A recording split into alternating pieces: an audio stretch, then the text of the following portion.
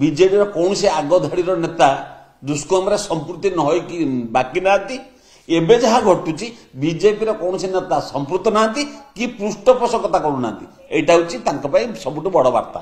ରାଜ୍ୟ ସରକାରଙ୍କର ସମସ୍ତ ଚେଷ୍ଟା, ଦିଲ୍ଲୀ, ଭୁବନେଶ୍ୱର ଏମ୍ସ ଡାକ୍ତରୀ ଦଳଙ୍କର ନିଷ୍ଠାପର ଏବଂ ଅକ୍ଲାନ୍ତ ଉଦ୍ୟମ ବିଫଳ ହୋଇଛି।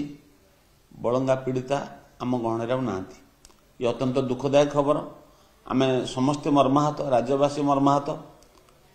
ଏ ଘଟଣାରୁ ଅନେକ ଶିକ୍ଷା ମିଳୁଛି। କେହି ବାହାର ଲୋକଙ୍କର ସମ୍ପୃକ୍ତି ଏପର୍ଯ୍ୟନ୍ତ ଅପରାଧୀମାନଙ୍କର ସମ୍ପୃକ୍ତି ନାହିଁ ବୋଲି ପୁଲିସ କହୁଛି। ଏଭଳି ପରିସ୍ଥିତିରେ ଝିଅଟିର ନିଧନ ଖବର ପରିବାର ବର୍ଗଙ୍କୁ ନିଶ୍ଚିତ ବାଧିଲା ଭଳି ଘଟଣା। ଭଗବାନ ତାଙ୍କୁ ସାହସ ଦିଅନ୍ତୁ ଏ ଦୁଃଖକୁ ସହିବା ପାଇଁ। ଏତିକି ମୁଁ ଦଳ ତରଫରୁ କେବଳ କହିବି।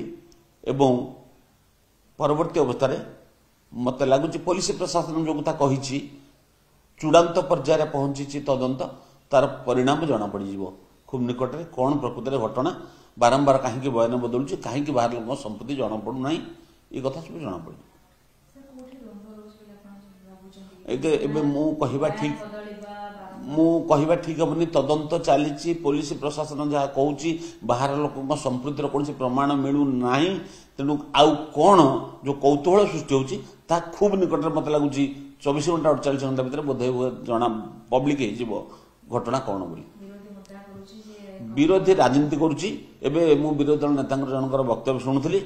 ଗତ ସରକାରରେ ଯାହା ଅଘଟଣ ଦୁଷ୍କର୍ମ ଘଟିଥିଲା, ମୁଁ କହିବା କଥା ନୁହେଁ, ଉତ୍ତର ଦେବା ପାଇଁ କହୁଛି, ବିଜେଡିର କୌଣସି ଆଗଧାଡିର ନେତା ଦୁଷ୍କର୍ମରେ ସମ୍ପୃକ୍ତି ନ ହୋଇକି ବାକି ନାହାନ୍ତି। ଏବେ ଯାହା ଘଟୁଛି ବିଜେପିର କୌଣସି ନେତା ସମ୍ପୃକ୍ତ ନାହାନ୍ତି କି ପୃଷ୍ଠପୋଷକତା କରୁନାହାନ୍ତି।